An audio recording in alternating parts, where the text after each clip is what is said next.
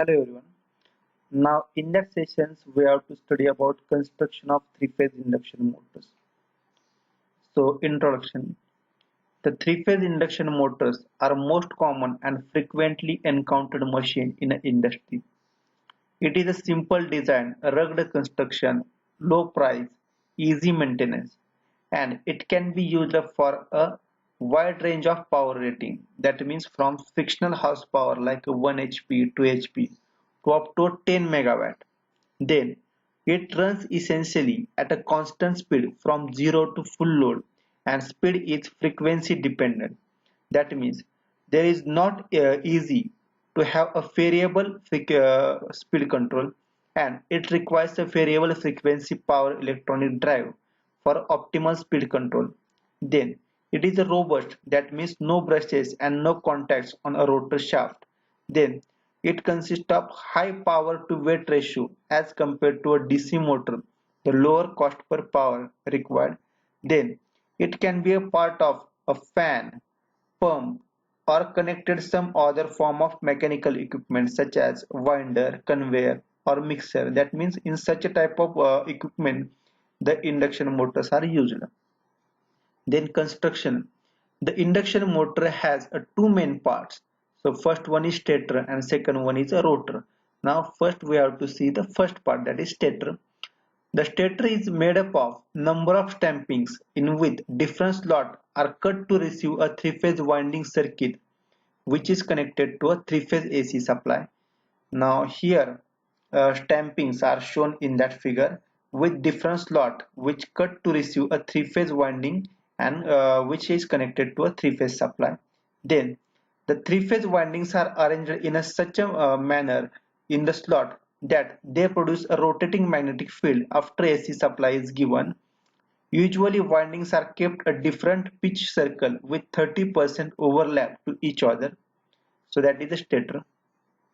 Then the winding of are wound in a definite number of poles depending upon a speed requirement.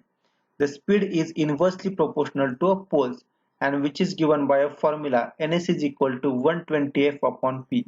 So where Ns is equal to synchronous speed, F is equal to frequency, and P is equal to number of poles. That means pole is depending upon a speed requirement, and speed is inversely proportional to that number of poles. Then second part is rotor. The rotor consists of cylindrical laminated core with parallel slot that they carry a conductor bars, and conductors bar are heavy copper or aluminum bar with fit in each slot. That means the conductors are bars that which made from copper or aluminum. Then the slots are not exactly made parallel to the axis of shaft, but slotted like a little skewed for due to following reason. So first one is to reduce a magnetic hum or noise, and second one is to avoid a stalling of the motor. Now there are two types of rotor used in a three-phase induction motor. So first one is a squirrel cage rotor, or it is called as simply cage rotor. Then second one is a phase wound or wound rotor. So first one is a squirrel cage rotor. The squirrel cage motor works on the principle of electromagnetism. It consists of rotor, stator, and other part like a bearing, cylindrical laminated core, shaft, etc. The function of bearing in a cage motor is to reduce the friction between a rotating and stationary part of that machine. The rotor of motor consists of cylindrical laminated core as shown in figure with parallel slot carrying a rotor conductor. So here a cylindrical laminated core with parallel slot which carrying a rotor conductor. Then rotor conductor are not wires, but it consists of heavy bars of copper, aluminum, or an alloy. The shaft in a motor is used to transfer a mechanical power from or the machine. The stator is the outer stationary part of that motor. So that is squirrel cage rotor. Then second one is the wound rotor, or it is also called as slip ring rotor. The wound rotor consists of slotted armature. Insulated conductors are put in a slot and connected to three-phase double-layer distributed winding similar to a stator winding. and windings of rotor are connected in a star. In a three phase, there are two types of connection used. The first one is star and second one is delta. So, such a connections are called as star. That means rotor which are connected in star connection.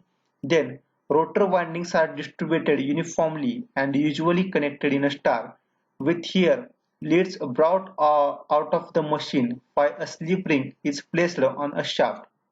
So here shaft is connected and slip ring which are placed on that shaft. The slip rings are tapped using a copper carbon brushes. So here a copper carbon brushes are used.